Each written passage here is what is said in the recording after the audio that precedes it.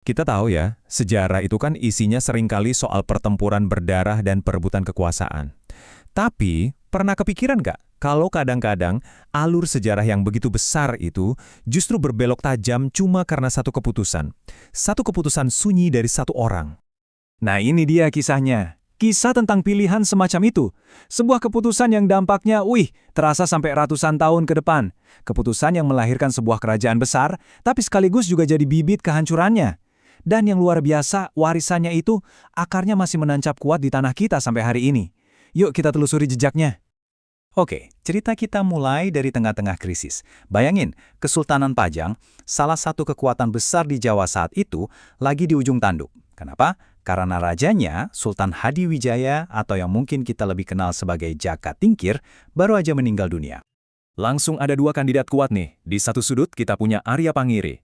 Ini menantunya Sultan. Ambisius banget, matanya itu udah penuh api kekuasaan, dan agendanya cuma satu, balas dendam ke Mataram. Nah, di sudut lain, ada Pangeran Benawa. Ini putra mahkota yang sah, pewaris asli. Tapi, hatinya itu lebih nyantol ke tasbih daripada ke tahta.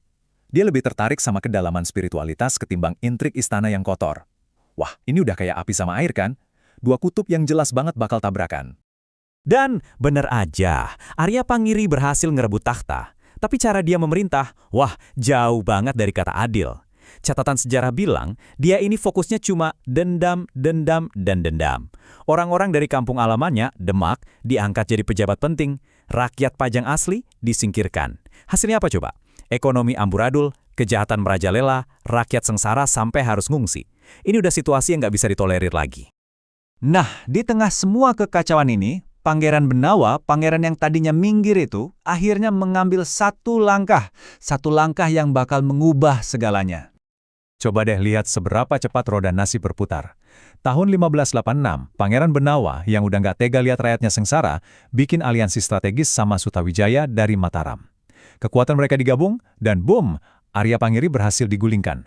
Tahta Pajang sekarang ada di tangan Benawa. Kemenangan total. Tapi, justru di puncak kemenangan inilah sejarah bikin belokan paling tajam.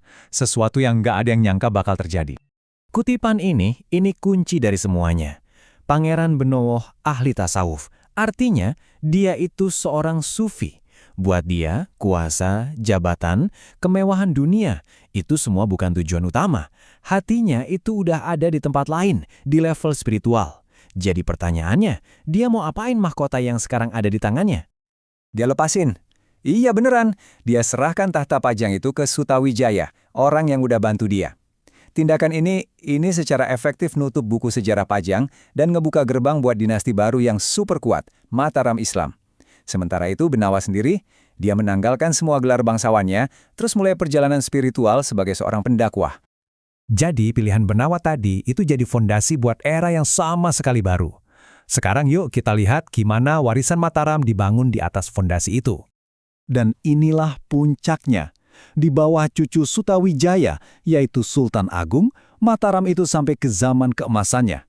Sultan Agung ini bukan cuma raja penakluk loh, dia itu pembangun peradaban.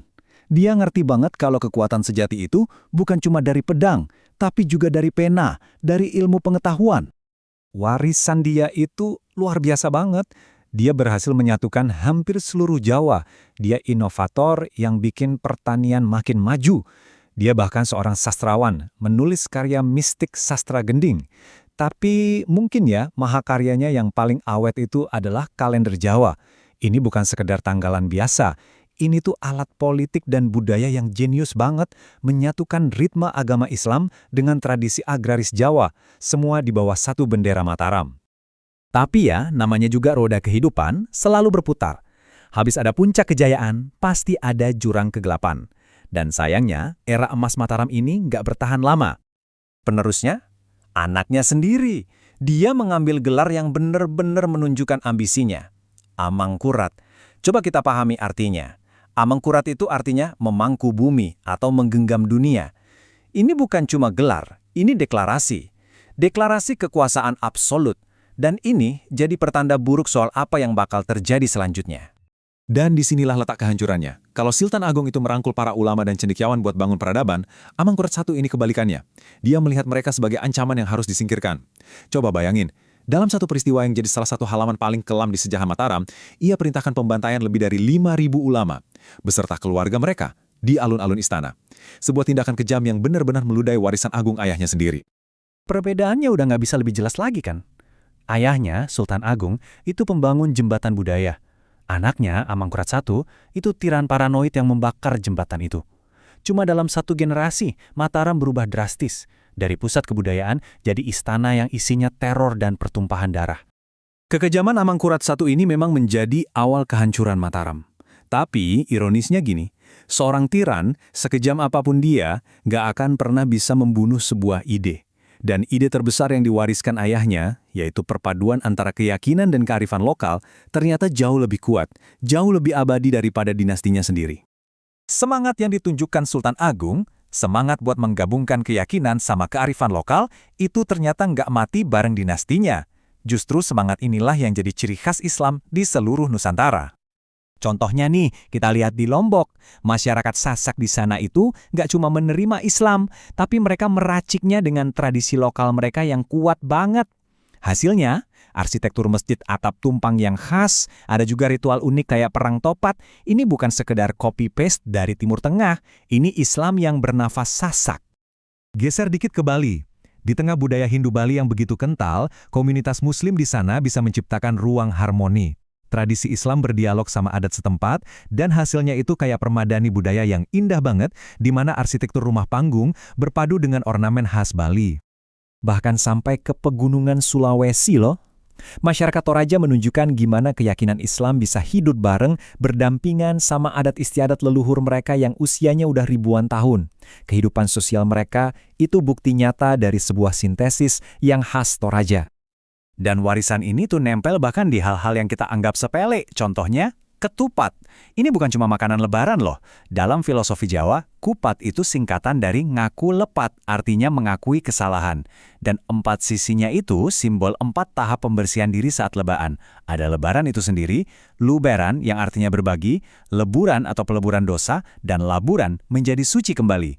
Filosofi yang dalam banget, cuma dari sebungkus janur. Dan semua ini membawa kita balik lagi ke titik awal. Dari Pangeran Benawa yang menukar tahta dengan jalan dakwah, ke Sultan Agung yang membangun peradaban, sampai ke mozaik keyakinan yang kita lihat di seluruh Nusantara hari ini. Semuanya itu sebenarnya cuma riak dari satu pertanyaan besar. Bagaimana sebuah pilihan pribadi, pilihan yang mungkin kelihatannya kecil dan sunyi, ternyata bisa menggema menjadi perubahan yang membentuk takdir sebuah bangsa. Nah, ini pertanyaan yang bagus untuk kita renungkan sama-sama.